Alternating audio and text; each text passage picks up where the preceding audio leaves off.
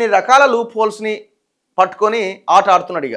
ఇక ఐక్లౌడ్ అది ఓపెన్ చేయి ఇది ఓపెన్ చేయంటే లేదు లేదు అమెరికాలో మర్చిపోయినా అంటున్నాడు.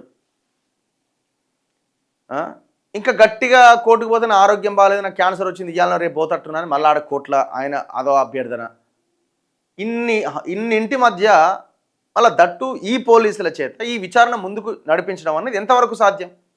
అసలు ప్రభుత్వానికి ఎంతవరకు చిత్తశుద్ధి ఉంది? ఫోన్ ట్యాపింగ్ కేసు కానీ ఇంకే కేసులో అయినా విచారణ చేసి వాస్తవాలు బయటికి తీసే ఆలోచన. కాళేశ్వరంది గంగల కలిపిండు రేవంత్ రెడ్డి, అయిపోయింది విచారణ లేదు. సిబిఐకి ఇచ్చినా అన్న లేదు. సిబిఐకి ఇచ్చింది కూడా దేని మీద? కేవలం 3 బ్యారేజీల మీదనే. అది అటకెక్కింది, అది అవతలనే ఉన్నది. బీజేపీలు కూడా అడగరు. కేసీఆర్ కూడా తెలిసే ఇది అయ్యేది లేదు పోయేది లేదు, మెగా కృష్ణారెడ్డి అందరికి పైసలు ఇచ్చిండు, ఎవరిని అడుగుతాడు ఎవరిని ఏం చేస్తాడని.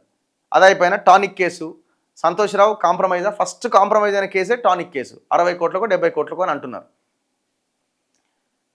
భూముల కేసులు 7 కాడికి కాంప్రమైజ్, 7 కాడికి ఆనాడు కేటీఆర్, ఈనాడు రేవంత్ రెడ్డి, వాళ్ళ చుట్టూ ఉన్న మనుషులు వీళ్ళందరూ కలిసి వాళ్ళతో కక్కిస్తున్నారు, వీళ్ళు నాకుతున్నారు, నీకు సగం నాకు సగం. ఏ కేసు ముందు పడ్డది చెప్పండి?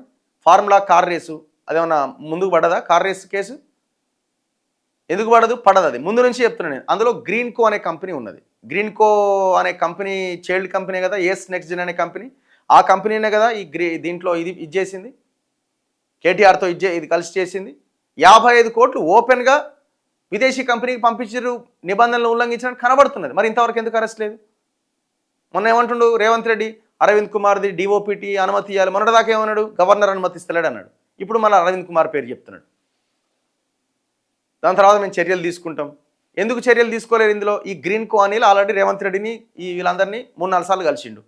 అక్కడ 100 అనే సర్వే నెంబర్లో గ్రీన్కో అనిల్ ఎంటర్ అయ్యిండు. చాలా పెద్ద ఇది, మనం ఎన్నోసార్లు వీడియోలు చేసినాం.